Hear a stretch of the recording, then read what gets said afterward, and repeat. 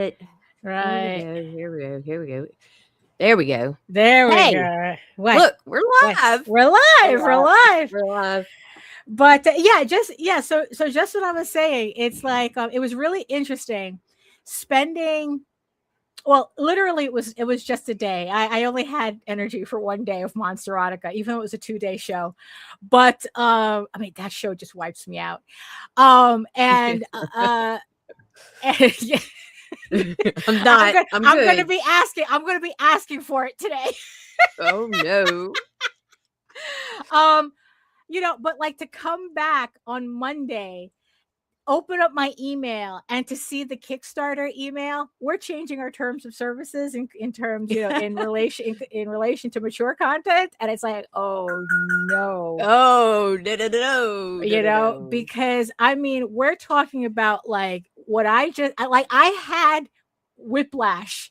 Like I ended up with whiplash from going to Monsterotica to coming home to Kickstarter, and like I said, having to like really bend over backwards to file off all the serial numbers off of my upcoming campaign for, because it's like and mind you, it's like Kickstarter has already approved Eagle Raven Volume 3, right. But, the updated content guidelines came out afterwards, so it's not live yet, but I was going in there like just like really trying to find like I said, trying to like file everything down, and then I had started to work on Eagle Raven issue 13, the campaign. I'm still in the middle of that, right?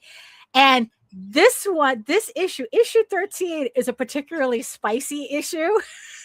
Oh shit. So that one I'm really like having to go through everything and like, okay, it's like how I'm going to do this, and it's like, but luckily, because no matter what, story is always forefront to all my books. I'm not that worried about it, but the real test is running a House of Bob campaign at the end of the year. Yeah. Okay, so from what I understand, they're going to be stalking across other platforms to ensure that creators are not trying to finagle the add-ons and stuff. What do you mean?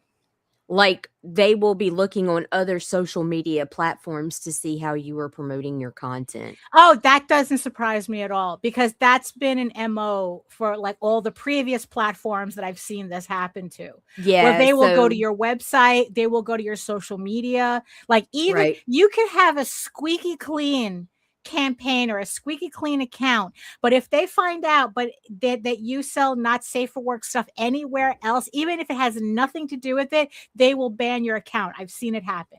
Yep. Not on Kickstarter, but like on Patreon that has done it.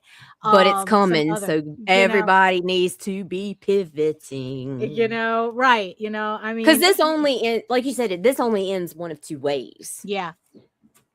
It's like it's either we see who gets a pass, or they turn into, or they become the scapegoats. They become the lesson for everybody. It's like, it's like the whole witch burning analogy. It's like we were taught to be afraid of witches, not the people burning the witches. Right. It's like, but so I had quite the weekend. Me too. And good morning, everyone. It is May 18th, 2026. And this is the Ragin to the Vlogs. A thing that we do. That we do, yeah. Oh my gosh. I have to find the thing. Where the fuck is it? Right. Okay, there it is. Oh no, that's the other. Okay, crap. I'm gonna get my shit together. Right. You ready? Absolutely not, but hit it. All right.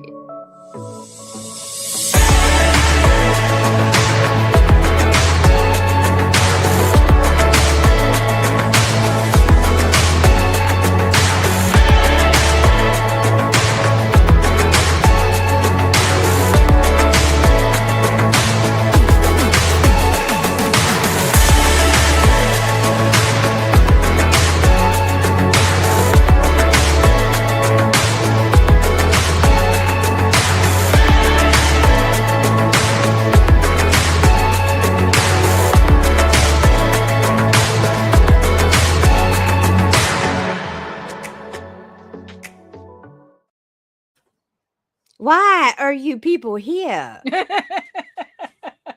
Oh, I thought you would have chosen an intro clip. You know, I totally did not because I right, forgot that's a thing I do. See, this is what right, happens when I get off schedule, Daphne. right. Yeah, I can't exactly. get, You're I am not allowed to have idle time. right. Well, this is pretty much the theme of the show anyway. Emotional damage. So damaged. So who are little saucy monkeys hanging out in the Oh, we got today? Grant Lankard speaking to us. Hello, Grant, hello. and Good Plunge morning. Comic. Good Good morning, morning. good morning, good morning, everyone. And yes, I see you, our beautiful eyeball people watching from regions beyond. If you are following us on Facebook, please come on over to YouTube, join the sexy people in the chat, keep them company. Yeah, just don't do anything that violates Kickstarter standards. Oh my goodness. So we have a lot to talk about this episode. So let's get started. So good morning, everybody. My name is Daphne Lage, and I'm a cartoonist, illustrator, and comic book artist, self-publishing fantasy comics since 1992. So you can do the math. I am known for the furry fantasy adventure Tall Tales. Are we okay there? There we go. Tall Tales. And my medieval fantasy drama, Eagle Raven, Heir of the First Unicorn. Both you can read online at eagleworks.com, EGOWORKS. And a little quick housekeeping here. So speaking of Eagle Raven, Volume 3, collecting issues 9 through 12, is on Kickstarter on pre-launch right now. So the link is in the chat and in the show notes. Also on Kickstarter, with less than a week to go, we have Rod Espinosa's Adventure Finders. I guess you can't find the... all right, so here we go. So we have Eagle Raven. Oh, there we go. Adventure Finders. Rod Espinosa's Adventure Finders, which has less than a week left. This is volume 1 of the first time of his Patreon exclusive webcomic about a group of adventurers, young adventurers, who go out into the world for the first time and get more than they bargained for, trying to find adventure. And then last but not least, we have JD Calderon's The Oswald Chronicles, a country night in New York City. It's the next chapter of the Oswald Chronicles series, and again, the link is in the chat and in the show notes. I think there's less than a week on that campaign as well. Although just I guess like Nita showed the QR code. If you hit that QR code, even the one that's in the corner over here, you sign up for the mailing list and you get also updates as to what campaigns we have running. Plus, you get a free PDF bundle just for joining. You read Oswald, Eagle Raven, and Tall Tales for free to try them out for free. For free. That's affordable. That's affordable, even in this economy. $0. Read comics for free. And joining me today, my co-host, Nita. Hi, I'm Nita. I'm here. Yeah. I'm here, but I'll have an intro for you guys soon. Right. I've decided to rearrange my life. Joe, yeah, what been away from crowdfunding and things go to heck in a handbasket. What now? Million Moms started an anti-not safe for work campaign. Always remember that the Million Moms is actually 1,000 guys, 1,000 tech bros in a 1,000 is actually 1,000 legislators in a trench coat. Let's see, $0 in this economy. Yes, absolutely, Nicholas. Absolutely. It was pennies on the dollar, but since those no longer exist, right? Yeah, that's true, right? Because pennies are being cycled out. We round it down in your favor. There you go. But it's still.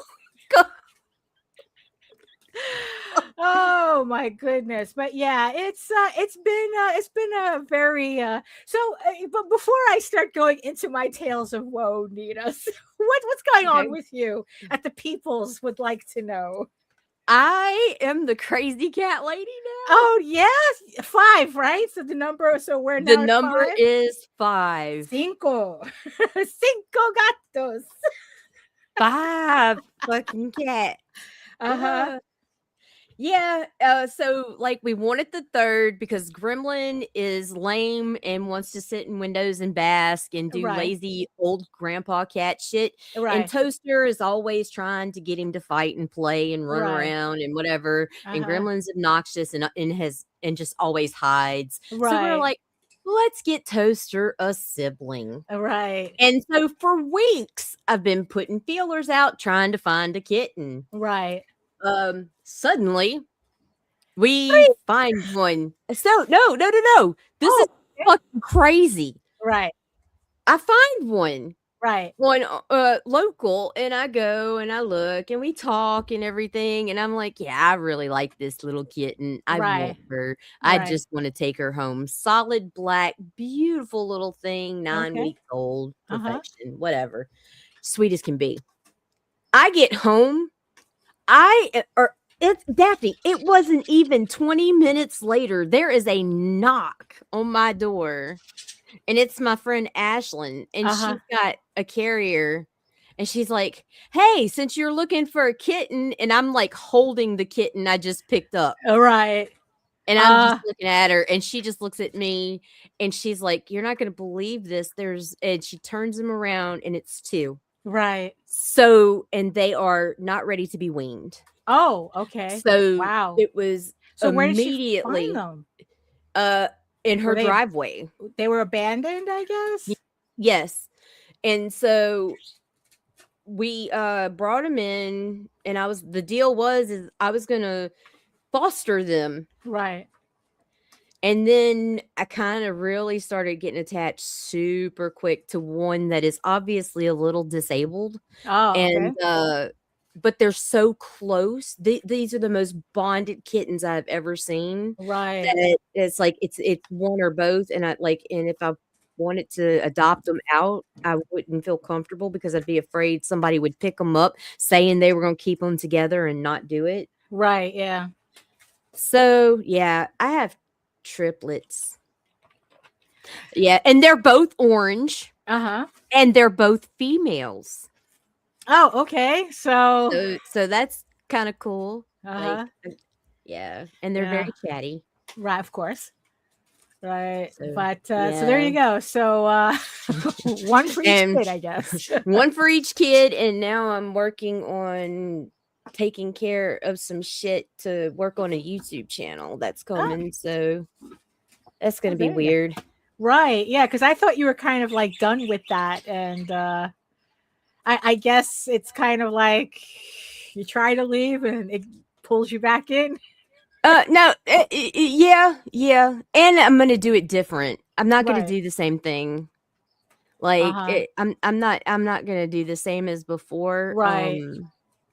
Because this is more like creator focus and whatnot. I'm Right. going a different direction. Okay. So I mean, it's like, in the end, it's like that's kind of like how it just ended up with us just being like creator focused.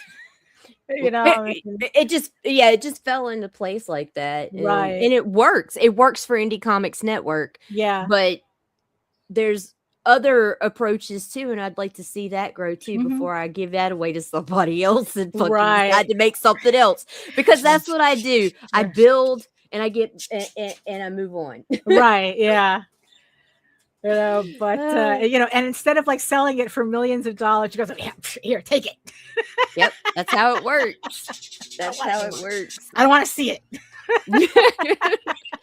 I'm done here.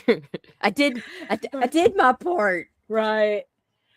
Oh my goodness. Yeah. So that's So your house is pretty busy.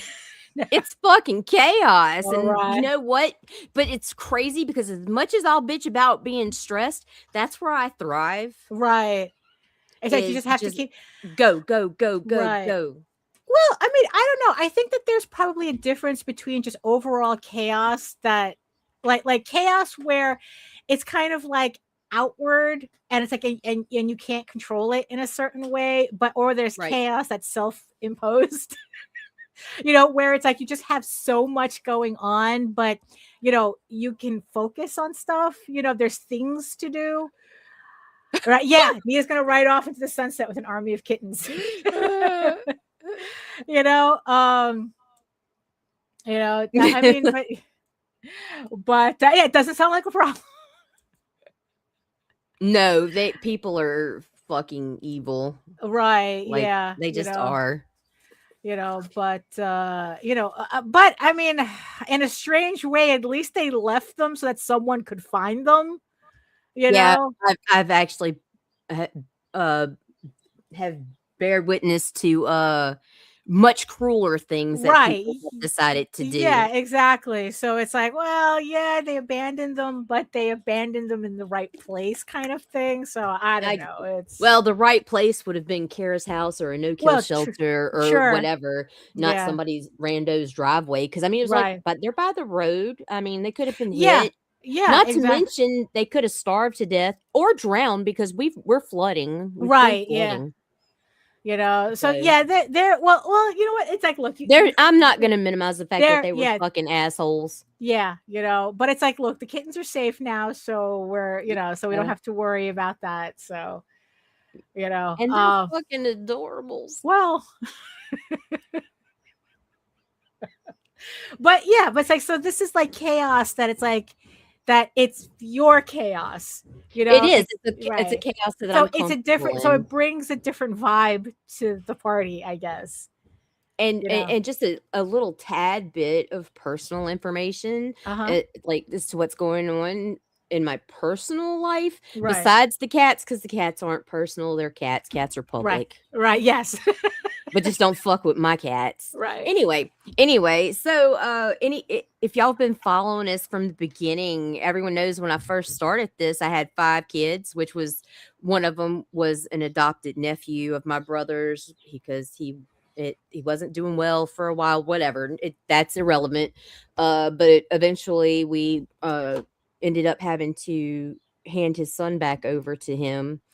And it caused a bad drama rift in the family to the point none of us were speaking. Right. So therefore we weren't allowed access to the baby at the time. Who he was 6.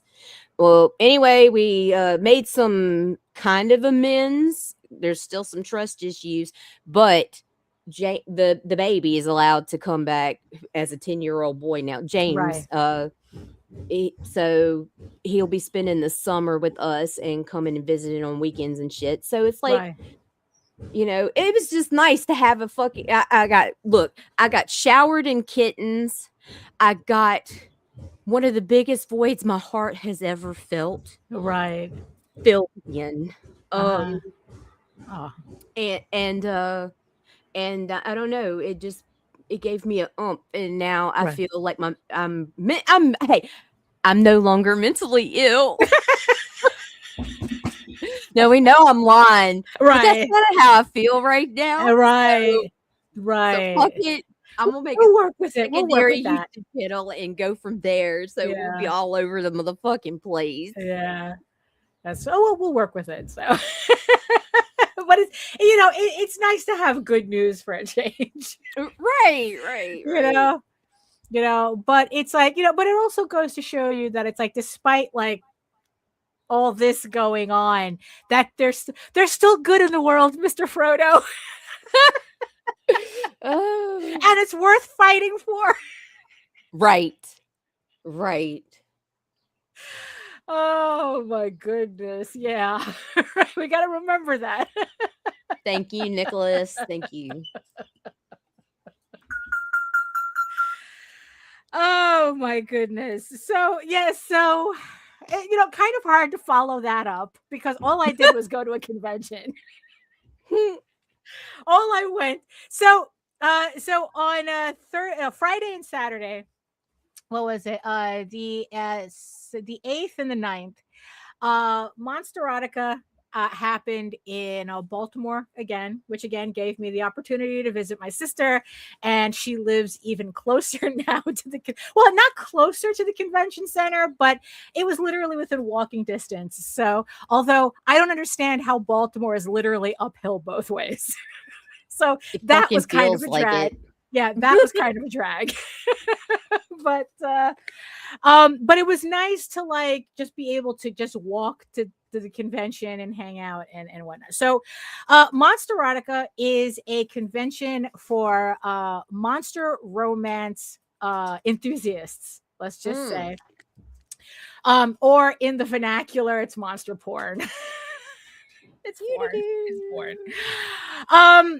Monster smut, however you want to call it, but it's like, no, monster it's like fucker books, right? Yeah, exactly. But it's like, but in reality though, it's like, look, it's like, as someone had said, Game of Thrones has just enough sexual content in it as a lot of these books, but for some reason Game of Thrones is not considered smut, but romantasy is. There's a whole lot of baggage to unpack. I beg to differ. I'm gonna call Game of Thrones smut with some story, right? Smut with extra story.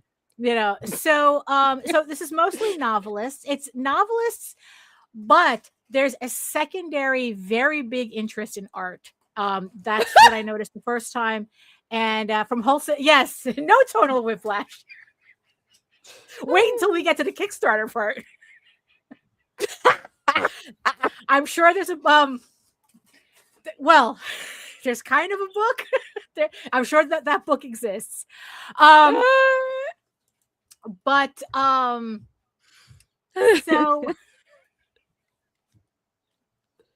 what if Daenerys did though? Oh geez. Or either one of I mean come on, man. So this is very specific to this particular genre. And it's an adults only convention, which I highly, highly appreciated. So nobody is pretending at this show. Right. Yeah. It's like, so it's like, so everything is pretty much, you go in there and you know exactly what you're getting into. There is no, what if my kid says your kid is not supposed to be here? This is a 21 up convention, right? Because the playroom is not for your children while you shop, right? Daphne? Yeah. Imagine my shock to learn that. Here I thought it was like, that's very convenient. People could just drop their kids off while they go. No, that's not what that is. That and that was a different convention in Florida called Smut Fest, where they had the playroom. Well, wasn't I 0 days old when I learned? I was today years old. But hey, we all learned something. This convention didn't have that issue. So first thing, right? So last year, if you all remembered my photos, definitely. So last year, if you all remembered the photos, they gave a swag bag when, if you got, by coming to the show. And there was this little interesting thing about a little potato, a little plastic potato that's in that I do have somewhere. This year the swag bag wasn't as interesting. There was no potato at the bottom of the thing, no lube, no potato. It wasn't it was just like, I thought that they kind of like, so they did have the regular swag bag. So it comes with a tote, which isn't really that much different from the tote that I got last year. So this is the tote, and then it came with a survival kit, pretty much, which has tissues and hair ties and band-aids, mints, and then like it came with also an assortment of prints that none of it I can show on the on here. Absolutely not.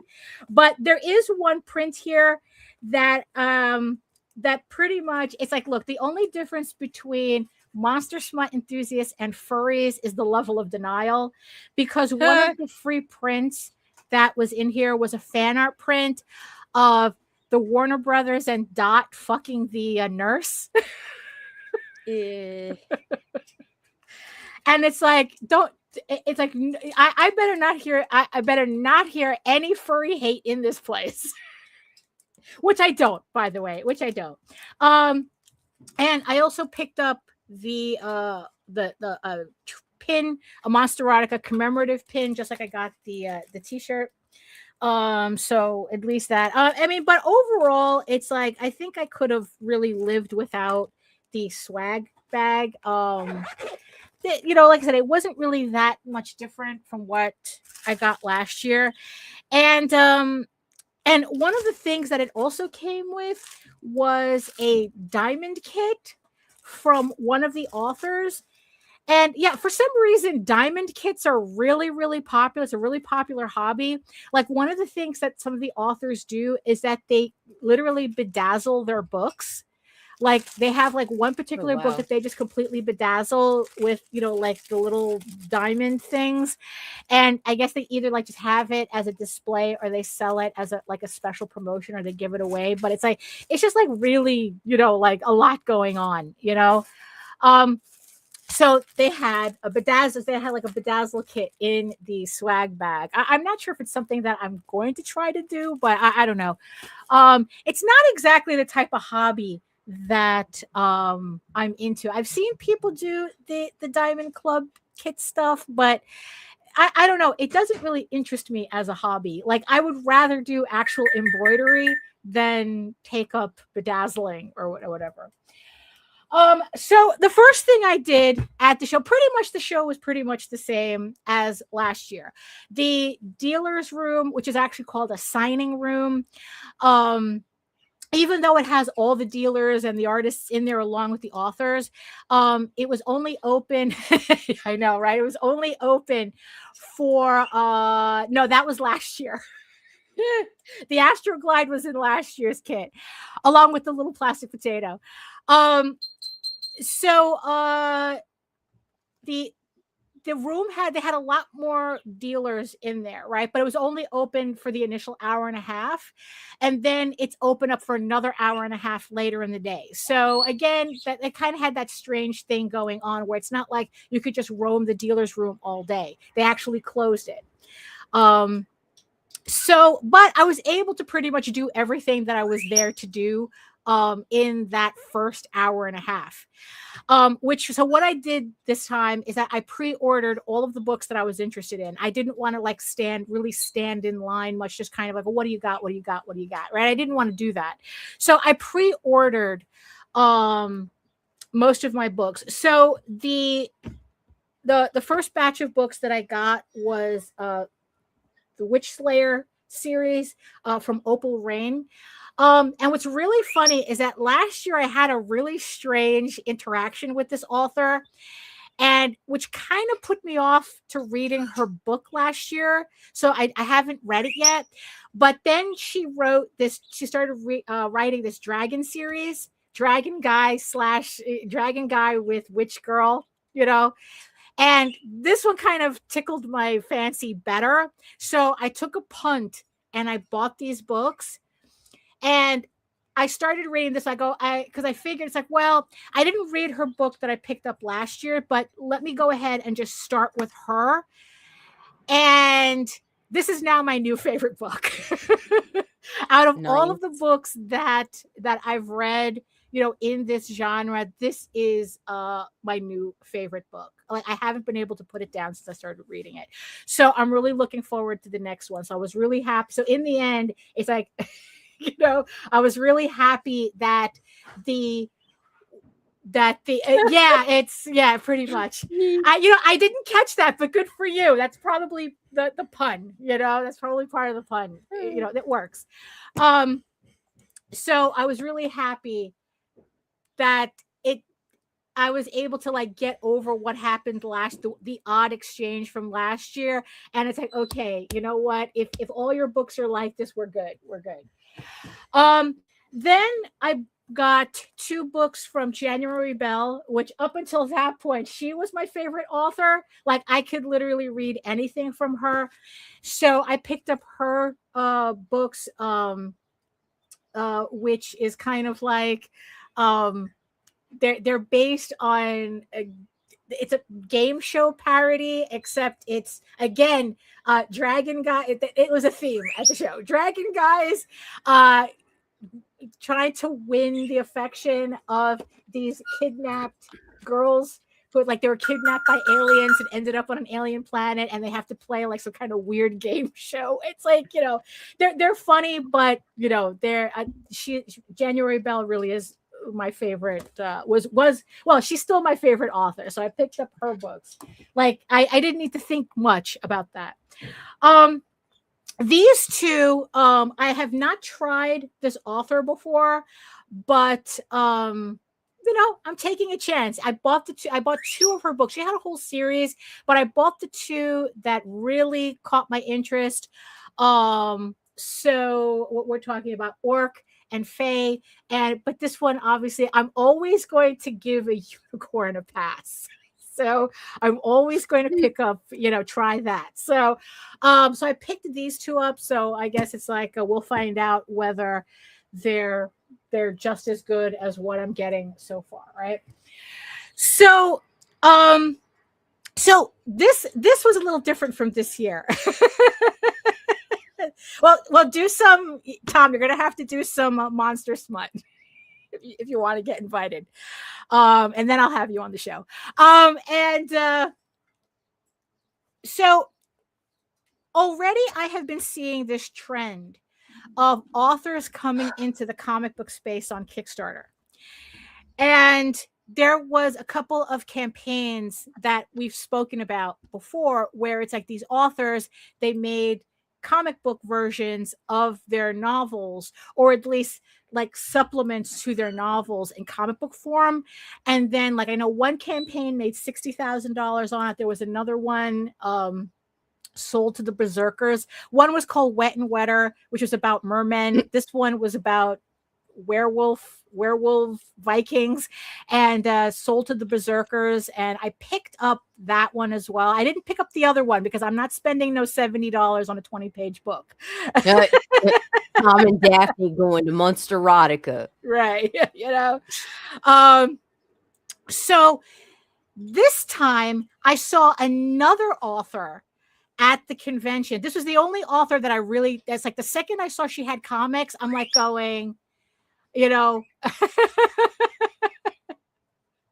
you know, I went straight to that line when I saw she had comics, because she was the only one with comics. And for obvious reasons, I cannot open these books on the air. Well, sure. So, right. So this is from a Canadian author. What's her name? Ragin Abel. And she decided to do 2 graphic novels based on her novels. I was tempted to also pick up the novels, but I think those I could pick up at any time. So I figured it's like, you know what? I'm going to pick up her 2 graphic novels that thankfully, like I just saw the comics and I told her handler, I said, okay, just give me one of each and I'm good to go. Right. And then while I'm waiting online, I go, holy shit, I didn't ask for a price. You know, I didn't ask for a price. It's like, do they know what graphic novels go for? Or am I paying like $80 a book? Right. It's like, you know, yeah. No, they were $40 a piece. So at least she knew how to price them normally. Right. So that wasn't a problem. And then it's like, she tossed in a free sketchbook, art book, because I bought the 2 graphic novels. So, and so, yeah, I can't open this. I can't open these. But I mean, this one's not as, can I find, okay. So this one I can open up. So this, you know, that's kind of like what we're going with here. As flipping through it, I told Jose, just really quickly flipping through it, that I could tell that the person who draws these, they're not really comic book artists. I'm thinking that either they're more familiar with webtoons because their visual storytelling is not there. So, but the fact that it's an author doing oh my God, I'm showing like full on boobs on the I just realized, oh wait a minute, I shouldn't be showing that cover. So yeah, you see that's kind of the problem. But you see, but that's also the thing that I kind of liked about the convention, where it's like nobody had to cover up anything. You know, it's like we all knew, it's like we're all fucking adults. We all know what we're there for. And it's like nobody was weird about it, you know, and it's like literally, it's like you're walking from table to table and it's tits out and cocks out and the whole thing. And it's like nobody was being weird, you know. If it wasn't for the fact that I was personally screwed over by Patreon, I would consider that, but I don't trust Patreon at all. Again, when we get to the Kickstarter part, I'll tell that story. But so again, I thought it was interesting. You know, and also I told Jose too that it's like that you can tell also that when they're doing comic books, they're not doing comic books for a comic book audience. This is an example of parasocial accessory, where it's like the readers will pick up. Oh, that reminds me. The readers will pick up the comics because it's an accessory to the novels. And while I was waiting in line, right, I was talking to the author a bit. It's like, no, I find it, you know, it's like, I just want to thank you for getting into comics. You know, it's like, you know, I find it really interesting. And then the woman in front of me, who was probably buying like $1,000 worth of this woman's stuff, you know, where it's like, oh, it must be nice. Like she was literally buying everything on the table, and this woman had like 40 something books on the table. And she was saying that she likes the comics because it's like because it takes, you know, because she has to wait for the next novel to come out. The comics allows her to catch up with the novel, kind of like a visual spark notes or like cliff notes of the series. So because it's faster previously to read on, right? So because it's faster to read the comics and catch up with the story than that's it is actually to reread fucking the brilliant. And I thought that was really interesting. And I go, oh, Yeah. snap. I never thought of it like that. You know, and it's like, and this is just somebody just buying her stuff. So it was just really funny that it's like to realize that these are not necessarily comic book fans, but the comics serve a purpose. And I thought that was really interesting. So it's, you know, so it's like, yeah, so it allows them to visualize certain scenes in the book that they've already read, but also they use it to catch up on the novels. If they don't want to reread the novel, oh, I'll read the comic to catch up I'll be ready when the next novel comes out. So I thought that was really interesting, you know, like that was like a market angle I didn't even think about, you know? Right. So like I said, I picked up all the books. So these are the only, like I said, these were the only books that I stood in line for. Everybody else, they were still doing that virtual queue thing, which I still didn't like. I almost wasn't able to pick up these books because the virtual queue was just stupid. Like I was waiting all day, and then it's like they wanted to cut me off. Like, oh, you have to come back tomorrow. And I go, look, I don't need to do a meet and greet. You know, I already had an awkward encounter with her. I just need to pick up my books because I'm not going to be, because I only went for the one day. It's a 2-day convention, but I only went for the one day. So they allowed me to pick it up, but you know, I wasted a lot of time trying to follow the virtual queue when they could have just let me in. And I did mention this to the convention when they sent their survey, their AfterCon survey, that it's like, look, I think that people who pre-order books should have priority on these lines. You know, because we're going through the trouble of pre-ordering books to kind of like be able to get this stuff over with so that we can actually enjoy the show without having to be on lines. And then it's like for you to make us stand on lines anyway and then say, well, you can't pick up your stuff, you have to pick it up tomorrow. It's like, no, that's bullshit. So that was like really the one thing I didn't like about the show. But hopefully, you know, as they go through their growing pains, so which they're beginning to do, and I'm going to mention that in a second. So like I said, so it's authors first, and then the artists are a very important a component to this show. Like the art is very important to these readers, right? So the artists that were there were these were all artists who have done covers for the artists, for the authors that were there already.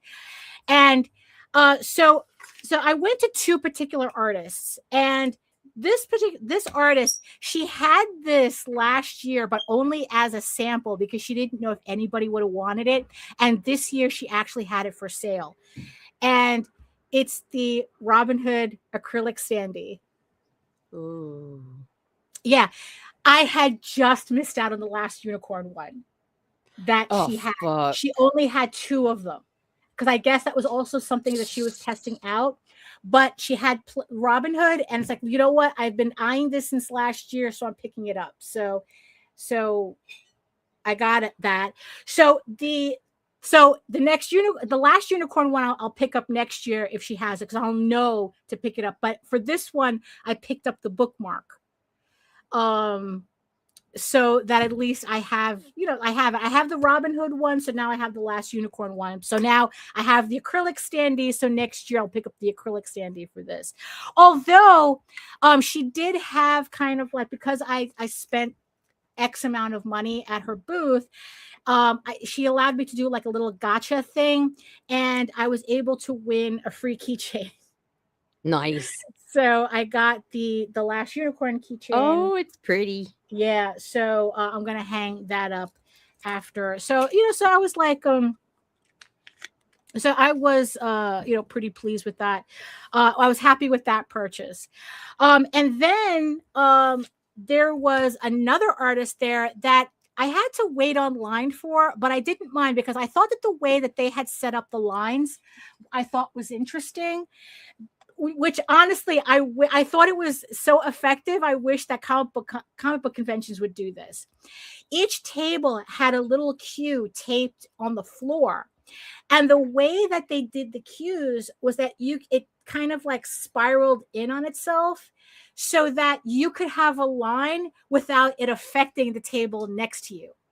Nice. And because they were spiraling, even if you had a long line, the lines didn't interfere with each other.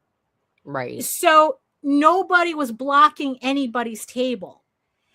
And, so it was just like really, really nice that they did that. And that I really liked because you were able to stand online, waiting to get to the table and not feel like you had to like push people aside. Like no one was like, it Right. really kept people from crowding up on the table. So you were really able to see stuff.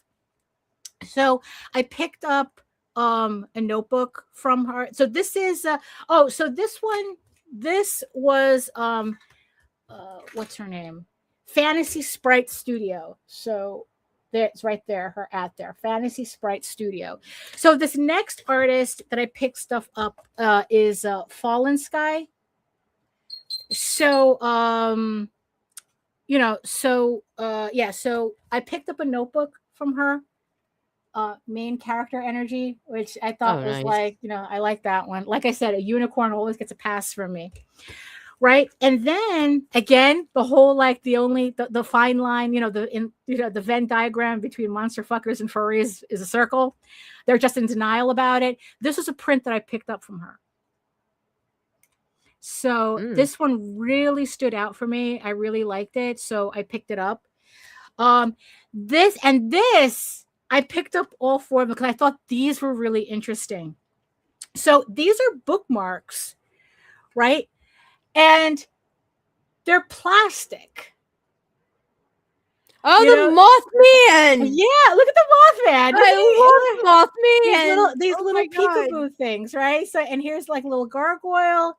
Here's a little werewolf, and here's a little minotaur, right? So it's like, you take your bookmark, and then it's like you put them in, and it's like, that is the cutest fucking bookmark ever. Right, really, right? So it's like I had to get all 4, because it's like I thought that there were $20 for all 4, so it's like, oh, I thought that was really reasonable. So, so I picked these up. So I was really happy with these, but yeah, the Mothman. I think like the Mothman and the Gargoyle, I think are my favorites. Mothman's my favorite. Yeah. But I mean, the Minotaur's pretty good too. But I mean, it's like they're all good. They're all nice. Right? I have an affinity for the Mothman. Yeah, I have plushies and stickers and buttons. Yeah, but this is just way too funny. This is way too cute. Yeah, and then of course she gave me a free pin. you know, for buying her stuff. Now, here's an interesting. Oh, and she gave me a sticker of a fairy. Oh, that's a cute fairy. Hi there, little guy. It's like ooh, ooh. Now, here's an interesting thing that was really noticeable this year at Monsterotica. The collaboration between most of the authors and the artists was really, really noticeable this year. What I noticed was that a lot of the authors, what they were doing was that they had collaborated on like a series of novels, right? They chose a theme and they wrote a series of novels that I guess were interconnected, and they would sell the books, right? So whoever was organizing the novels, they were the ones selling the master box set, right? So it's like, so you would get like, so if 5 authors were collaborating, you could get the 5 books in one box set, right? But if you just wanted the individual novels, or you wanted to collect the individual, I mean, however you want to do it, because the box set, has different art and everything, so it's different from the individual novels. So you would have to go to every single author to get that individual book, and then get the box set that had the sprayed edges and the slip case and the whole thing, right? So you would have to go. Had to go to all these authors to collect all these books, and all of the artists were doing the same thing. What they had done was all the artists got together and they were giving out like little Pokemon style cards. So these are the cards that I got from the 2 artists that were there. And the way I didn't know this was happening until like I saw like a bunch of people like kind of like just rushing to every artist because everyone wanted to collect the cards. So I didn't get all of them. Gotta catch them all. Yeah, gotta catch them all. And it's like, yeah, and it was just like this whole really collaborative thing going on, where it's like, and you didn't have to pay. Like, I think like the minimum you had to spend was like $5 to get the card. So you had to buy something. They weren't giving them away, but I thought that it was pretty reasonable what they were asking people to buy to get the cards.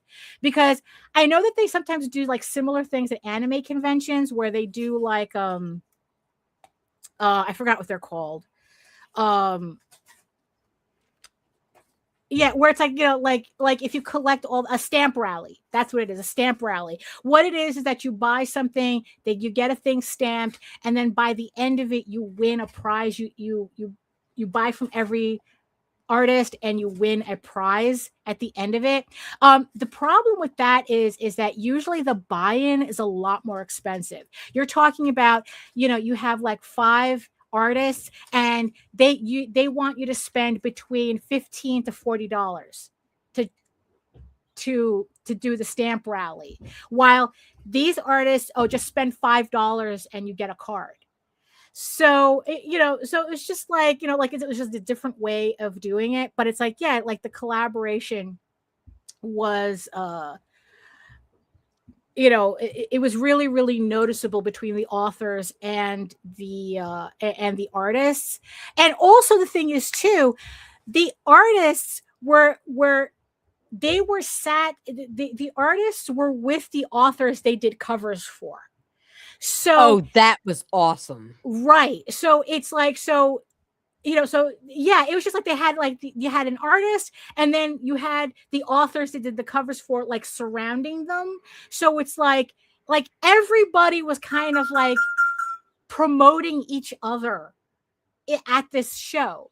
Now here's the thing where the growing pains are beginning to show. So last year, because I guess they were just starting out, they wanted to make sure that they really got a bang for their buck kind of thing, right? So they started off with, I guess, like all of the really popular authors and artists.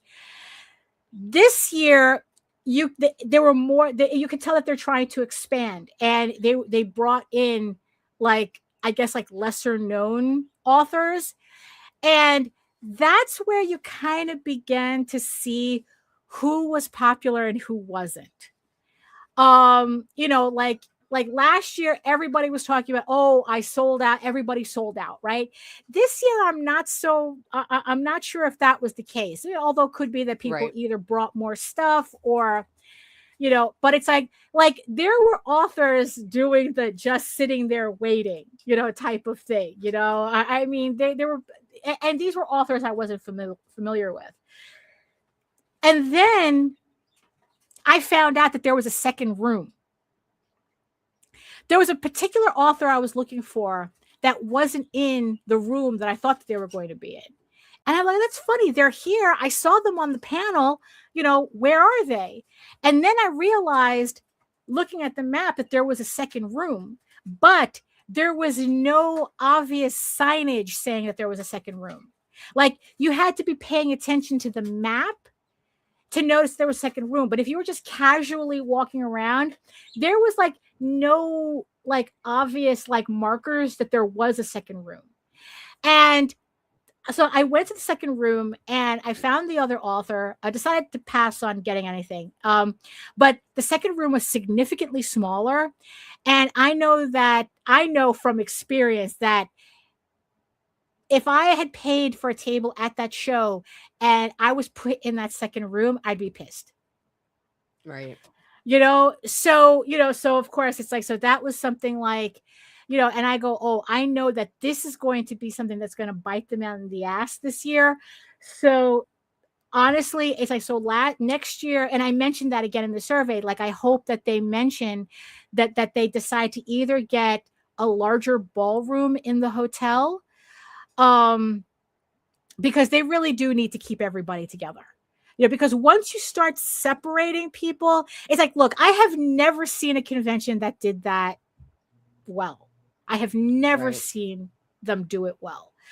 So it is not something I recommend any convention doing. And I'm even talking about, it's like, yeah, if you talk about something like San Diego Comic-Con, yeah, that convention is big enough, and that people there's plenty of regulars that we know that, okay, there's the Hall H and all these other things. And, it's like, but with smaller shows, it's like you really have to pull people by the nose for them to go into secondary rooms, and I honestly, I really recommend that they have one larger room, or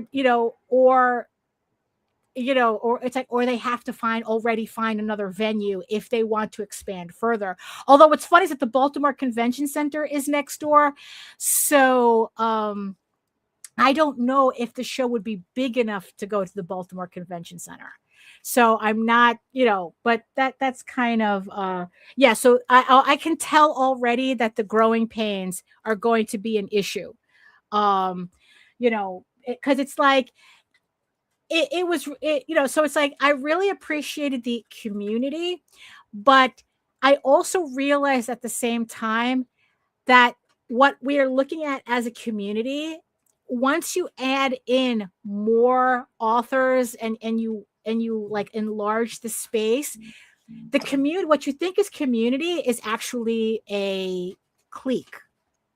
Oh, you mean like indie comics? So it's like, yeah. So it's like, so if you're small enough, it looks like you have community and everybody's supporting each other and this, that, and the other thing. But once you start to bring in more and more and more people, then you start to see that it's like, oh, community is a lot more insular than, we think it is.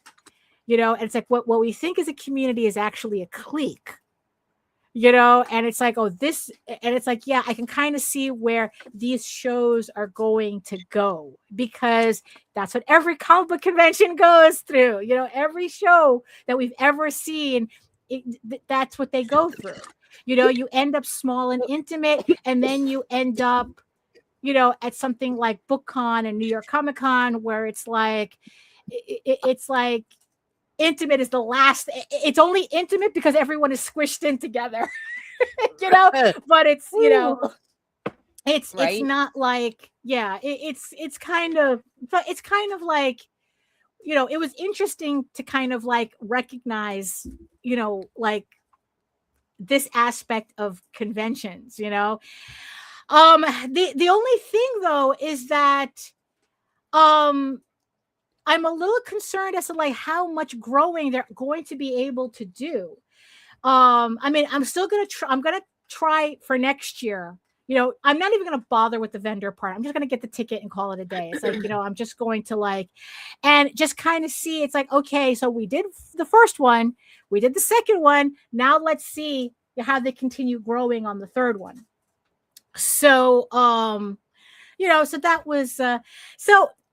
Without going into like even more minutia, I did watch a panel, although there was one funny thing. I was watching a panel, and again, it's like not only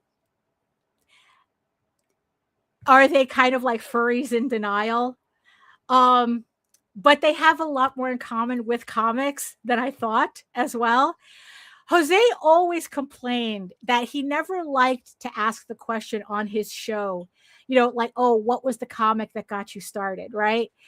Because he was always like annoyed that everyone would say, oh, Teenage Mutant Ninja Turtles, right? Oh, I saw Teenage Mutant Ninja Turtles and I figured, like, oh, I want to do a comic too, right? Right.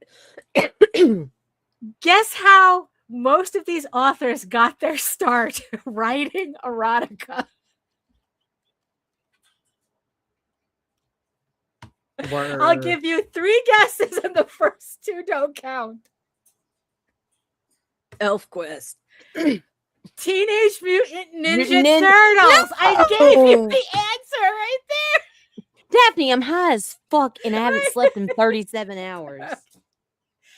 They said that what got them started in writing this type of, in writing monster erotica, they were writing Teenage Mutant Ninja Turtle erotica.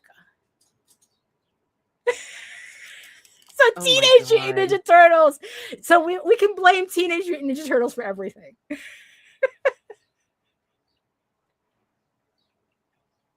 So, so there's the other Venn diagram.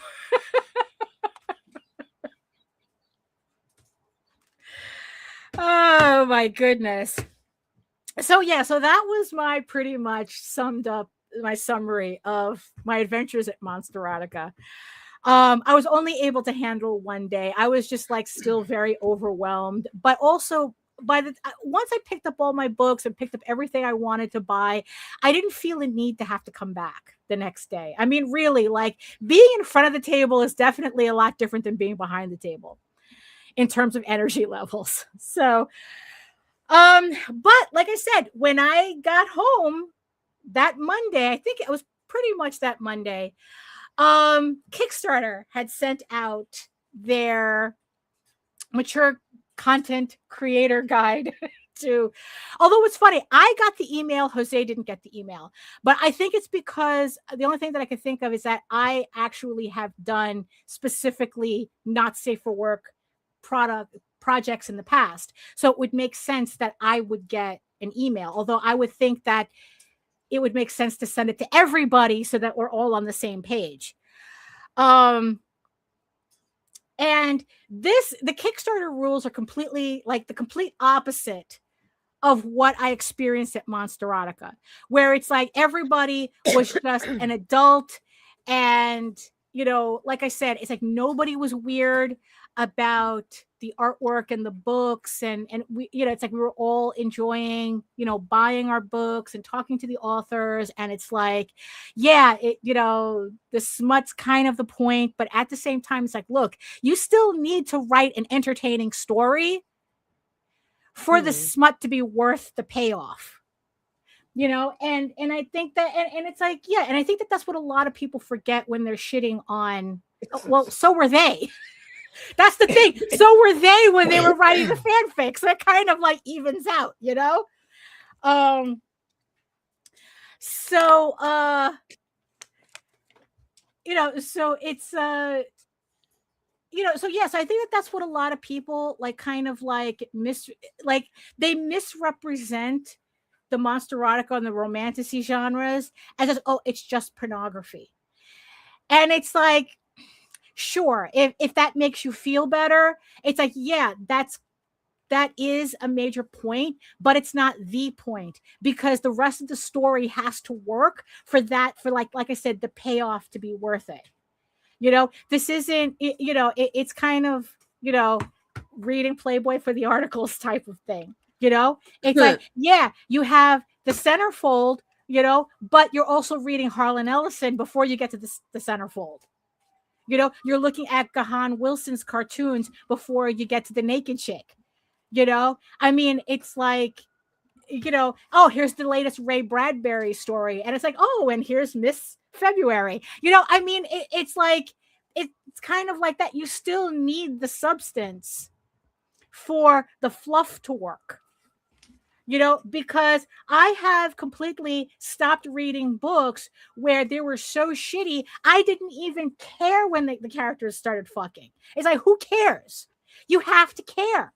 And that's the point. It's not like most pornography done by guys where it's like, oh, the big titty girl's here, party. And it's like, that's not what we're reading. You actually have to put effort in writing this shit. Sorry, not sorry. It's not, I'm not saying something is stupid, like this is elevated porn. No, that's stupid. What it is that it's porn with effort.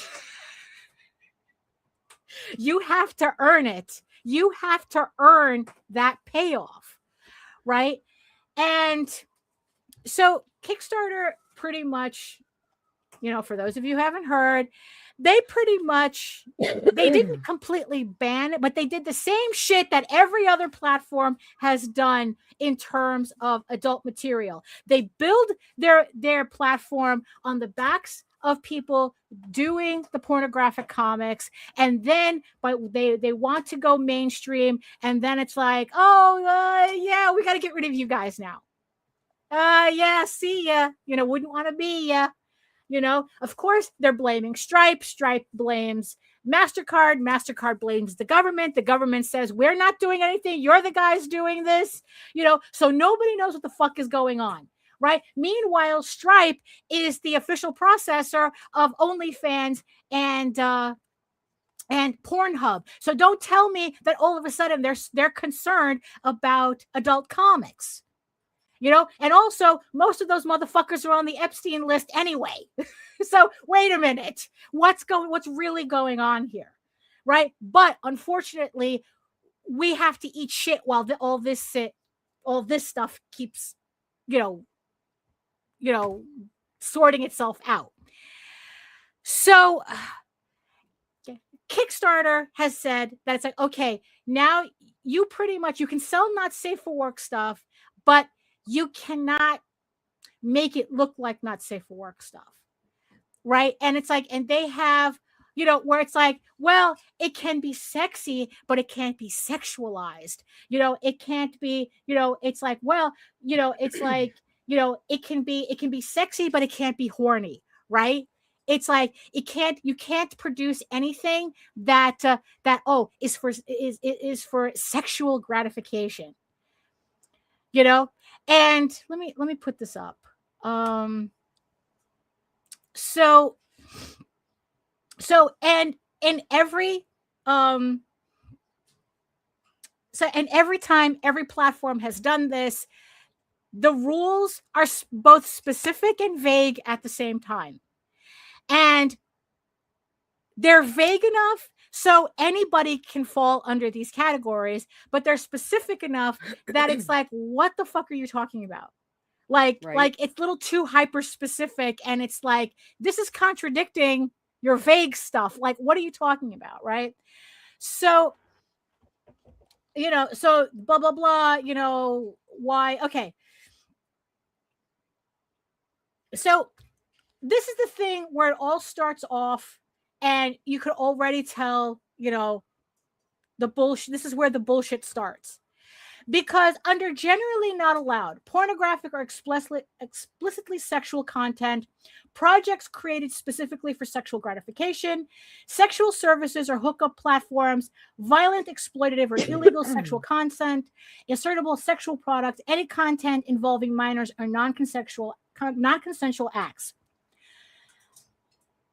Oh man! Out of everything that's here, only 3 of these options you can say could possibly be that they're illegal, that they're already illegal and shouldn't be on the platform to begin with. Word. Okay, content and involving minors. We already know that's illegal. There are laws against this. We know this already, right? And then it's like violent, exploitative, or illegal sexual content. Well, it's illegal, so we know it's illegal. You know, everything else is technically a legal product that Kickstarter is saying you are not allowed to sell because Stripe is telling us not to sell. Kickstarter is saying, oh, we don't care if you sell this stuff, but Stripe is giving us a problem, which again, they say, well, it's MasterCard. And then it's like, it's the government, but the government is saying, we're not doing anything. You're the guys making this shit up. So, you know, who knows? But then it's like you have artistic or documentary nudity in non-sexualized content context. Again, it's like, all right, so, but if you turn people on, then you're now in, you know, if you turn you made on, me hard. Now you're violating it. Right. So it's like, you know, kissing, cuddling, sensual but non-explicit imagery, but don't turn anybody on. Right? And it's like, that's pretty much what it boils down to. You can have not safe for work, but you can't say it's not safe for work, and you can't turn anybody on. If you turn anybody on, oh, then now you're now you're non-compliant. Right? And when you go down to the rest of the rules, right, it's like, you know, it's like, you know, like, okay, suggestive but closed imagery that is not sexualized and does not emphasize or reveal prohibited anatomy. If the bitch has like triple F, you know, it's like that. So are we talking about if is there like an acceptable cup size? You know, because it's like, you know, it's like, it's when you start combining, looking at what's allowed and what not allowed, they contradict each other. But like I said, it's like, that's the point. The confusion is the point. Right. And it's like, look, you can all find this, you know, on, you know, I mean, now you can find this on the Kickstarter page, Kickstarter. You can download this yourself. Right. Now, here's also the thing too. Depiction, right? So here's the thing too. Censored or obscured versions of this content. So what they're saying is that if they flag your account, censoring it is not enough. You have to remove the content. You have to remove it, right? And not only that, they actually say there's certain words you're not allowed to use. You know, it's like I had to scrub out medieval unicorn Viking slut completely off my pages because I was concerned that even censoring the word slut would get me flagged. So I had, you know, to get rid of all of that. I had to get rid of most of the imagery, put in like tamer imagery or imagery that wasn't censored. I mean, it's not censored, right? But they're saying cropped images. So if I'm cropping somebody and you're not seeing a neckline of a shirt, does that count? Am I censoring it? You know, so, you know, so the idea, so what happened, so it's really funny, but not in a ha-ha kind of way, is that already you can see the effects of what's going on in the Kickstarter scroll. on the when you go there to search comics, like you can see a very noticeable difference in the scroll, which on one hand I don't personally mind, because I have been screaming to Kickstarter to separate the not safe for work stuff for the longest time. It's like, look, just put the shit in a separate tab. Like you're just putting them in their own category. Like, or allow me to filter them out. Like allow me to like just search for fantasy books the same way I would say don't show me not safe for work. Like all I wanted was a nice, robust tagging system so that I can adjust this for myself. Right now, they decide it's like, no, they're not going to bother. They're not going to bother. Now they have Stripe doing it for them. And now they're scrambling to kind of like, holy shit, who do we get rid of? Who do we suspend? Who do we do this? Who do we do that? Now we have all these campaigns that now we have to, we have to go through. Right. And like I said, I have been seeing this shit on every fucking platform for the past about like 10 years. So, the fact that that there are people who are throwing Pikachu faces at Kickstarter finally doing it's like, I don't know what you guys were paying attention to for the past 10 years, but this has been happening. And it was only a matter of time before Kickstarter got hit. And the fact that people were telling them you need to allow us to tag the not safe for work stuff so that we can filter the content ourselves. Right now they're in this position. They didn't want to do that. They didn't want to like allow it easier for the consumer to separate out, to filter out this stuff. So now they're in this position that it's like, oh, now we're being forced to do it. But now we're being forced to do it in a way that affects everybody. And here's the thing too with these bans, and also a hearty fuck you to everybody who says, ha ha ha, you finally, you get, it's like you do, we're so glad that you guys are getting pulled off of these platforms. You guys were hogging up all the money anyway. Yeah, just because the tits are gone don't mean your account's going up, buddy. Right. It's like I said, it's like, fuck you all, because what's going to happen is that your campaigns are not going to do any better than they did before, because they weren't spending that money on you anyway. Right. So to use that as kind of like, couldn't be me. Oh yeah, it is going to be you. You know why? Because graphic content is also on that list, and graphic content is not exclusive to pornography. There's already an artist a creator who is saying that they had their campaign flagged because of violence. And the page that they were told to take down was a page that I have drawn myself, that I have drawn variations of myself. So the shit was tame, but we're flagging you for graphic violence. Right? And here's also the thing too. It's like graphic violence, graphic content. Oh, I've seen it. Oh, you talk about drugs in your you talk about drug addiction. You talk about guns. You have guns in your artwork. You have, you have queer content. We're considering those graphic content. It's like, oh, your characters are too sexy. Your characters are too sexy. The breasts are too big. VGen, they literally were calling body types graphic content. If you drew characters with big boobs, this is a commission platform. If you draw characters with big boobs, you're uncompliant, because they're already putting violence in they're already in their language after horror and gore. It's all they're all because that's so far. I only know of one horror campaign that has been pulled because of it. But horror is always next on the list, and it has happened.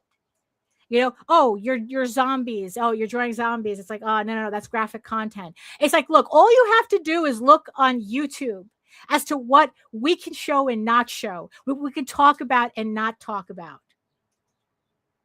Makes you want to unalive yourself. You know, I mean, I have literally seen people do documentaries on fucking World War II, and they cannot mention a certain German chancellor's name, or else they will get demonetized. You mean like on this particular platform? On this exact particular platform. Huh, You know, imagine you that. cannot show guns. You cannot show, you cannot, I mean, it's, and the thing is, though, it's all variable. It all depends on who's looking at your stuff and how far that stick is shoved up their ass. And that's why I don't trust Patreon, because that's exactly what they did to me when I had a House of Bob. I had a House of Bob account on Patreon. And I had a House of Bob Patreon that was specifically marked as adults only, which meant that that you could only access my Patreon if you had a direct link. And even then, you couldn't show explicit imagery in the main crawl, and like pretty much everything, was this whole thing was like I specifically did this because it was a House of Bob account, and I knew I was going to put adults only stuff on there. And it's like, okay, like I did everything Patreon told me to do, but we're suspending your thing because it's not compliant. Okay, fine. It's like, you can't have censored images on the main crawl. You have to like, so it's like, okay, so it's like you can't put up a thing and put censor bars. They didn't want the censor bars. It's like, okay, fine. I took all that down. I put portraits instead. And then it's like, and then all of a sudden it was that. Then it was something else. Then it was this. Then it's like, you have you have to remove this artwork where the characters are wearing bikinis. And Nita, these pieces were no different than a Sports Illustrated. I know. I saw the exact piece that was pulled down. Or that caused you to walk away.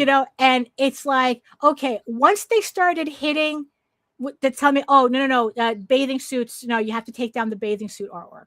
And I go, okay, I'm done. I did everything else up until this point. Now you're looking for shit.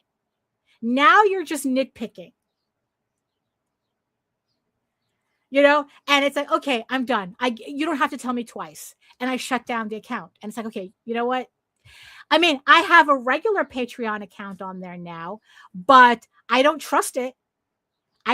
It. Right. So it makes it very difficult for me to do things on it. And it's like, and the thing is, it's like, and it's the same thing with Substack. I've had people when Substack was the big new thing, people were going, Substack. And it's like, and I looked up the terms of service. And not only did I look up the terms of service, I spoke directly to Substack. And their whole terms of service when it comes to graphic content, which is where they lumped everything in, is that we'll tell you when we see it.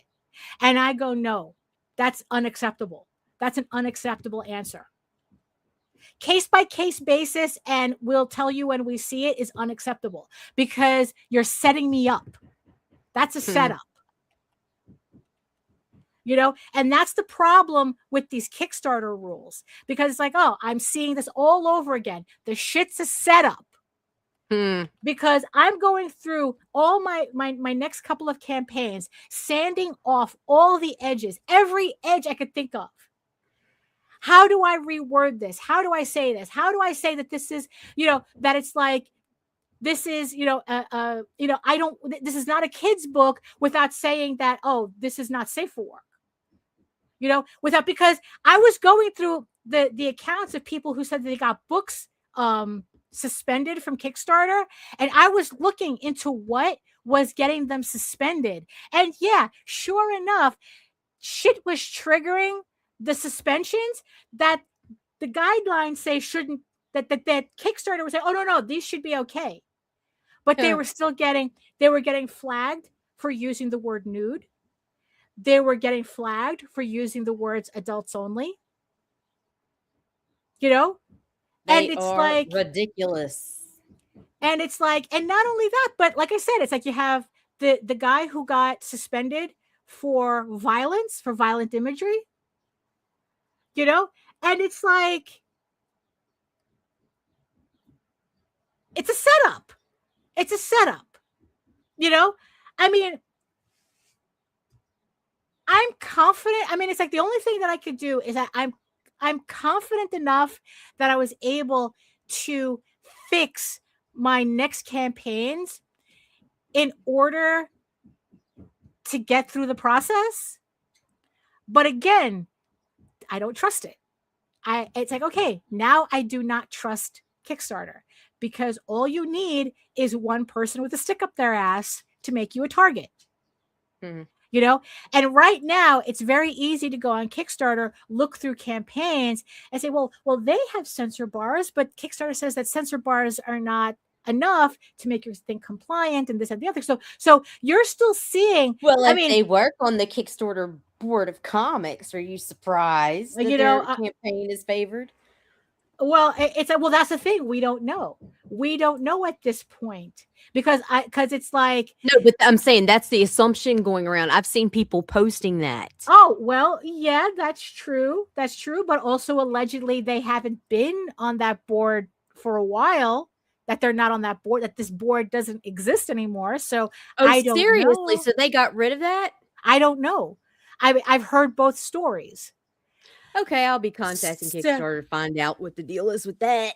you Because I know, want to know.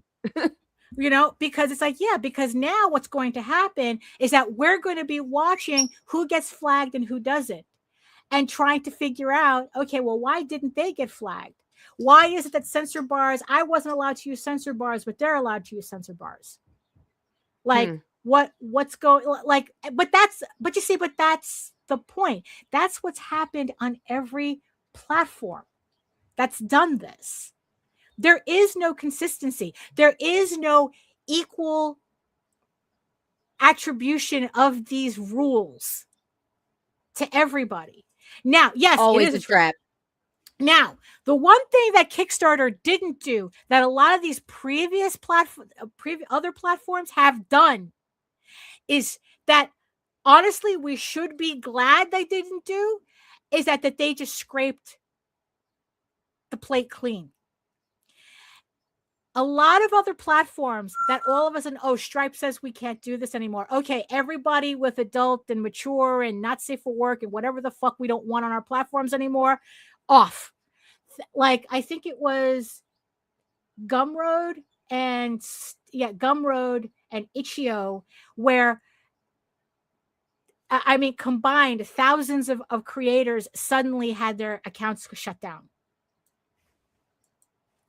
You know, and that's it. That's like, you know what? It's like, oh, and by the way, we're keeping the money.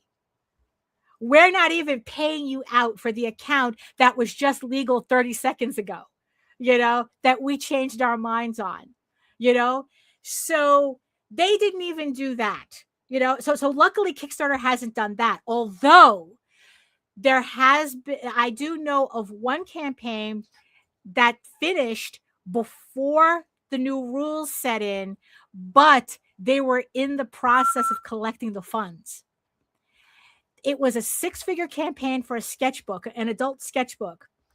They funded, and they were in the process, and you know, they were in the process of getting everything, you know, and the artist posted on Blue Sky that he just found out that they might not get their money. It's fucking crazy. You know, that he'll find out within the week if they get their money, because Stripe decided, you know, I don't think we're going to process your account is not compliant. Even though they funded before the new rules rolled out. But it's like, yeah, but, you know, now you're not compliant. Now you're, you know. So yeah, so we're going to see a lot of scrambling in the next couple of months. We're going to see a lot of inconsistencies, you know, but that's par for the course. We're going to see who gets away with shit, who doesn't get away with shit. Oh my God, comics has turned into the United States government. You know, it's like, oh wait, I'm sorry, I said that. I think it's kind of, I mean, you know, and the thing is, and it's like, and people, and I wouldn't be confident saying, it's like, well, I don't do pornography, why does this matter to me? Because it doesn't stop at pornography. That's Nope. the thing. But the reason why pornography is always the first attacked is because they know most people won't defend it. Oh, well, I'm not doing not safe for work stuff. What do I care? Yeah, until you're next on the list, until what you are doing is next on the list. That, because that's how it always goes.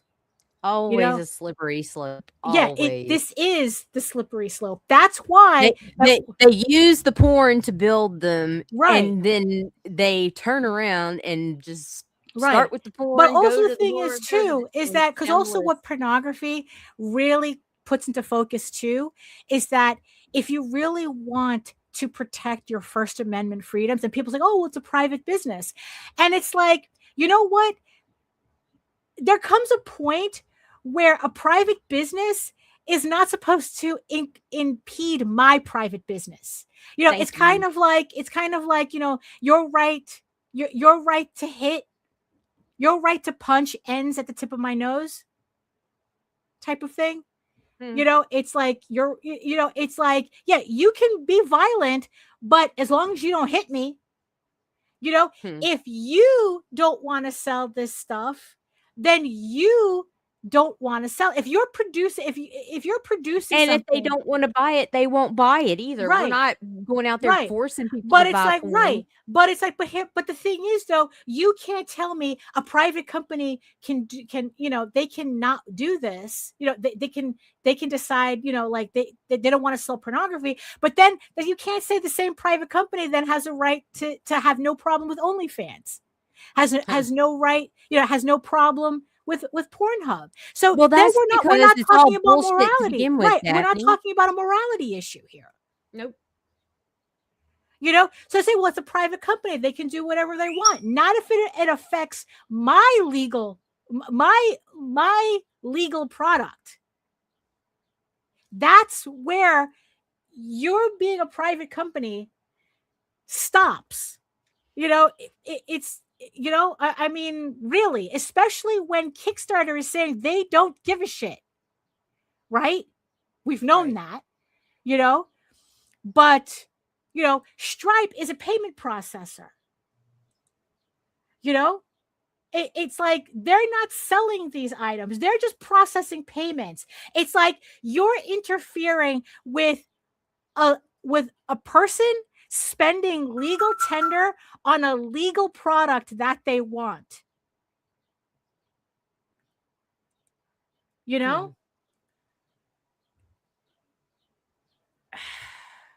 So it's like, yeah, it's like, it's going to be messy. We're going to see in the next couple of months how this is going to sort out. Because it could be that probably with, because also another thing that could happen is that they'll kick out the worst of it. Yeah. And then they'll kind of let everything else kind of slide back in. That they'll do like this whole frantic censorship thing, just to appease Stripe. And then, the Eye of Sauron will go look someplace else. And then they'll be able to, look at the pattern recognition, which, and then it's like, and then they'll kind of like, and then it's like a couple of months down the road, we'll be the asshole saying, it's like, oh, it wasn't that bad. It wasn't that bad. But, can't trust the platform anymore because it'll happen again, because it always happens again, every fucking time, and the ironic thing about it, about this whole thing, right, that the reason why so that Stripe goes after platforms is because my theory is because the platforms are ironically easy targets. Right? Because like if everybody decided, it's like, you know what, fuck this shit, we're going to go back to our own websites. We're going to go back to, you know, we're going to, you know, we're going to just go back to our own stores. We're going to go back to individually selling our own stuff. Just like in the early days of the internet, when you literally, if you wanted to buy stuff, you had to go to conventions, you know, everyone's trading zines, you know, you had to go to individual websites to buy stuff, right? What if instead of Stripe going after 5 platforms, they now have to go after millions of individual websites? Do you think that they would, you know, that all of a sudden that they would feel the need to do that? To all of a sudden be that concerned, you know? But a platform like Kickstarter that has everybody in one place, right? Oh, we just have to send a letter to 1 or 2 guys. We just have to send a letter to their legal department. You know, but if you have thousands of individual websites, hundreds of thousands, divided up over thousands of hosting sites, you know, and you can even set it up where you're hosting yourself if you really wanted to, you know, to really privatize what you're doing, is you set up your own server farm in your basement. I've seen people do that, you know. All the cloud is a server farm. It is a couple of hard drives in someone's basement, right? You know, all of a sudden, what if they had to do that, go after, you know, now, like it makes me wonder whether they would even find it worth it, you know, like they would even bother with that. So it's the fact that everything, so my theory is the fact that everything has become so consolidated that that's why it makes it so easy for these companies to get a little full of themselves in terms of the amount of power that they have. You know, because like I said, it's not a morality issue, because you can't have Pornhub, you know, and RedTube in your portfolio and then say that, you know, my selling monster smut is an issue. You know, especially when your CEO is also on the Epstein list. It's like, you know, what are we doing here? What are we doing here, MasterCard? You know, the call is coming from inside the house if you're that concerned. You know? So yeah, so right now, I mean, honestly, it's like I said, I've been having problems with censorship since my fandom days, you know, so we're talking about like the late 80s, early 90s. I mean, this is a tale as old as time. You know, I mean, I remember being told to my face that I was ruining the fandom because I was selling erotic artwork at furry conventions. You know, I still remember I still remember the bitch who did it too. I still remember her name. Oh gosh. You know, and you know, but it's like, you know, so this is not something new to me at all. It's just, but it still pisses me off when it happens because, like I said, especially in the last 10 years with the consolidation of platforms, you know, it's just been getting worse and worse and worse at a faster rate, you know, and it's not about, oh, we'll just wait for the next platform.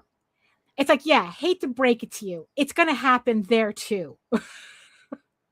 You know, it's like, that's the thing. It's like, you know, and here's the thing too, like the other thing too, it's like, oh, we'll just wait for the next platform, right? So they're talking about Zoop having that they're making their own, you know, platform for adults only, right? Right. But here's the thing though, people say, oh, it's just opens up the competition, you know, it opens up the ability for competition to come in, right? Nope, that means Kickstarter peeps going to Zoop. You know, no one, yeah, you see, and that's the thing, no one's going to Zoop. No. Because what everybody is hoping for is that somebody opens up a Kickstarter-like platform that'll give them Kickstarter-like results on the first try. Right. You know, if that was the case, why is it that BackerKit, after opening up their own platform, to do, they're like, for a split second, we thought they were going to be the Kickstarter killer, and then nothing. You have very particular people on that platform, but it's like, it's like, that's the thing. So, and here's the thing also with platforms that specialize. If they say, oh, we got a payment processor that'll process, process adult material, and then you find out that Stripe owns a part of that too. Is that this is what people are going to complain about with the other platforms. They're not going to have the same reach as Kickstarter. They're not going to make the same money as Kickstarter, right? They're not going to have the same visibility as Kickstarter. And then on top of everything, the platform is going to take a bigger chunk of what money that they do make, because processors that will process, for adult content, they charge a significantly higher percentage. So where Kickstarter between Kickstarter and Stripe, okay, they'll take away 10%. You have to account for 10% of what gets deducted from your money. Oh, you have an adults only specific processor. Now we're seeing 25, 30, 35% being taken away. Oh, because, we have to, you're a high risk. You're high risk. Right? Because that's also like another thing. It's like, oh, well, payment processors don't want to process adult material because there's a high chargeback to that. And I have to look up the actual article that I read that actually followed that argument. And it turns out that that's not true. That the chargeback for adult material is pretty much the same as most other material. It's just that embarrassment factor makes those more public. So it's not like they have more of a chargeback risk. But again, it's like, that's not what Stripe is saying. They're not saying if you want to sell adult material, you have to pay more in a percentage to make up for the risk. That's not what they're saying. This is a moral. They're calling this a moral issue. So if I can technically pay my way into having my adult products accepted with a payment processor, it's not a moral issue. So that argument doesn't stick. Because in the end, that's not what Stripe is saying. They're not saying, oh, this material is as a higher risk in terms of finance. They're saying it's a moral issue. We don't want to be associated. It's a reputational risk. We don't want to be associated. Well, then I don't know. You guys don't seem to be upset being associated with OnlyFans and Pornhub. But yeah, but again, it's like this is an argument. These are conversations that I have been seeing, like I said, for the past 10 years, over and over and over. But like I said, the whole censorship thing and selling adult material since the 80s, man. And look, underground comics and the whole thing. And look, it's a tale as old as time, right? But yeah, it's like, but really, look, I mean, this is why I tell people that you have to pay attention to what's going on outside of your circles, what's going on in in just art spaces and adult art spaces, in in novel spaces, traditional publishing, the economy as a whole. You can't just, because like I said, I've been seeing too many Pikachu faces. It's like, how do you not know this? You claim that you're a business person, but you don't know your environment. How are you not paying attention to not only your environment, but the environments that surround you? That Right. other industries that, yeah, you don't have a direct connection in, but what happens there affects you too. Just because it's not affecting you now doesn't mean it's not going to affect you later. And only by understanding how these related industries, what they're going through, you're going to be able to protect yourself, at least in a better way. Like, honestly, I really do think that by watching traditional publishing, that, Kickstarter says, okay, these are all the rules. Oh, I got you. I know exactly what I have to do. Meanwhile, you have these guys getting their books suspended, and they're like going, if I can't sell on the basis of the character of TNA covers, how do I sell my comic? And it's like, did you just hear yourself? Because that's a whole other issue too. That it's like, if you cannot figure out a way to sell your adult comic in a way, if you can't figure out another way to sell your adult comic, that's a skill issue. Because it's like, now you have no choice but if this is something that you really want to do, now you have no choice but to figure out how to make your project interesting without having to rely on what you thought was a trend, which turned into a crutch. And now that crutch got taken away from you. What else does your book have? I mean, me and Jose always had this joke that it's like, a lot of these TNA projects, if they didn't have the variant covers, what would they have? What would they have left? If the only way you can sell your book is on the strength of your TNA covers, what happens when that goes away? Oh, that'll never happen. Da, da, da, da, da. It's like, oh, that'll never happen. Ta-da! Surprise! Surprise! It's happened. Right. It's happening. Right? It's happening. So now what are you going to do? And from this point on, it's a skill issue. Because now we're all forced to look at our projects and go, what's a different angle that I can take? But again, it's like, if you can't figure out how to sell your book without the gimmicks, skill issue. And honestly, it's like, look, Kickstarter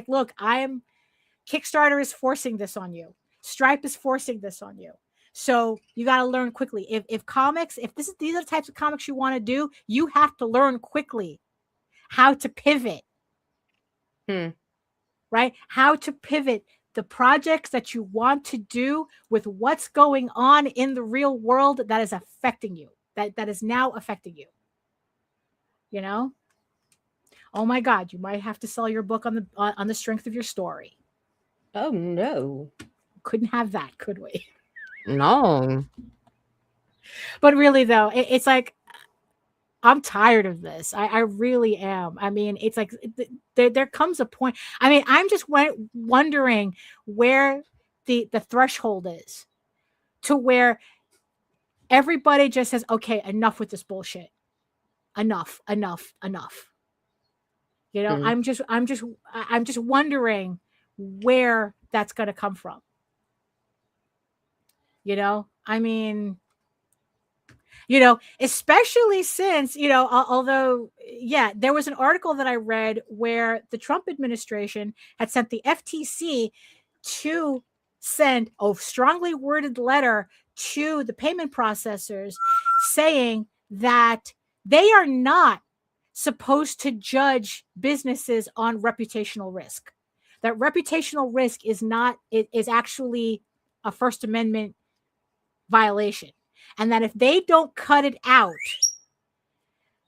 the government's going to come in and tell them to stop it. And it's like, you know what?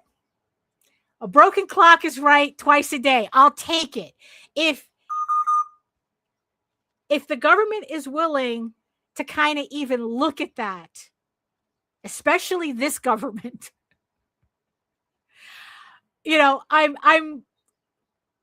I'm wondering where that's going to go. And I'm kind of wondering if this is the payment processors doubling down because they got threatened. I'm kind of wondering if this is going to come to a head between the FTC and the payment processors.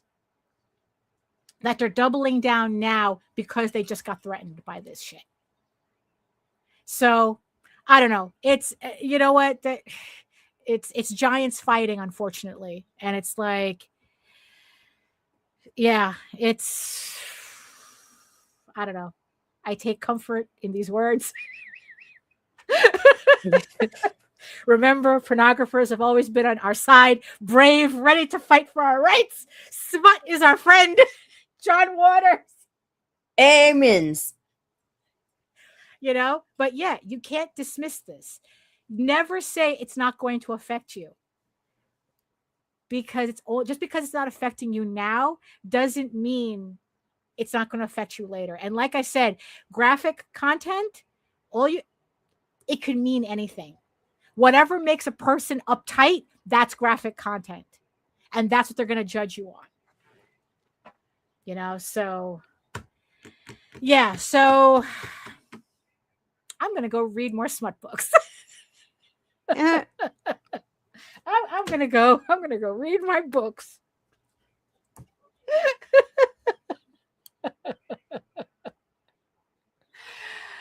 Oh my goodness. I hate this timeline. But at the same time too, there's a lot of cool things going on. Yeah, it's really bizarre. It's really bizarre. So we just gotta we just gotta take it for what it is. That's life, right? That's life. Yeah. So I cut my elbow. Cut my elbow somewhere. Yeah. Any final thoughts, Nita? Yeah, very appropriate. So I don't know. So yeah. So so that's it for today in this sultry, offensive. This weather is offensive. It's like it's supposed to go up to 90 today. No, tomorrow. Today it's supposed to go around 80 something. And it's really humid and hot. But then by the end of the week, it's supposed to go back down to 60 again. That's offensive. It's almost 90 here. But really. So I just want to thank everybody in the chat for keeping us company. Letting me rant. Oh, and yes, I also want to thank all my beautiful eyeball people, all our beautiful eyeball people, listening to us in the background, listening to me just in the background. Really. But you know what? It's look, there's still, like I said, there's still a lot of good in this world. So we just got to push through. We just got to push through the other side. You got to shovel through the shit and pick out the gold flakes. Yeah, right. Well, but you could be listening to anybody else, but you decided to listen to this show. So thank you. I appreciate every single one of you. And if you catch us on the replay, if you're watching us on the replay, even if you're watching us now, you're watching us here, make sure, just like I appreciate you, make sure that you, like, share, subscribe, tell other people how much you like the show and appreciate the show, and hit that notification bell so you get notified whenever any of our shows go live again. Good grief. Oh my goodness. So thank you again, everybody, for joining us. If you want to learn more about me, my artwork, my Kickstarters, if you want to see all the creative ways I'm trying to be compliant with Kickstarter, you can head on over to my main portfolio site at egoworks.com, EGOWORKS, where you can read Ego Raven, Heir of the First Unicorn for free. But if you prefer your fantasy to be more of a free Lord of the Rings adventure, you can follow the link over to Tall Tales Online. And you can read the archive of over 1,000 hand-drawn pages there. Yeah, I cannot do Tall Tales like the pages digitally. That's a whole other thing I have to talk about. You know, it's like I really do think the next 2 issues that I have to finish on Tall Tales, I have to do by hand. There's just something about it. But yes, you can read the archive of 1,000 pages on there. Keep you busy. And remember, while you're on the website, don't forget to sign up for my newsletter where you can keep up to date with all of my new art, sketchbooks, comics, Kickstarters, and get a free PDF bundle for joining. You can read Ego Raven for free, Tall Tales for free, and the Oswald Chronicles for free. Also, speaking about Ego Raven and Oswald, Ego Raven, Heir of the First Unicorn, Volume 3 is on Kickstarter on pre-launch. I'm hoping to get it launched soon, so make sure you hit the notify me button so you get notified whenever the campaign goes live. And also, the Oswald Chronicles on Kickstarter in its final few days. As well, link is in the show notes, and also in its final week, Rod Espinosa's The Adventure Finders, our first collaboration book with as Indie Comics Network on Kickstarter in its last week on Kickstarter. So go check that out. Links, chat, show notes, the whole thing. It's all there. So thank you so much again. Thank you for joining us. Enjoy the rest of your day. And in the words of the ancients, eat your food, moisturize, mind your business, and do the work. Because whenever you do the work, you actually do the work. You never have to fake any of your accomplishments. And stay strong. Oh my Stay God. strong. Oh my God. Thank you so much. And we'll see you next time. Hear me. The Thorn Valley Plan is the aspiration of idiots and dreamers. We were just talking about you. That's refreshing, Jenner. Usually you're screaming about us. I told him I can be a fighter if you want. I'll be there to catch you if you fall.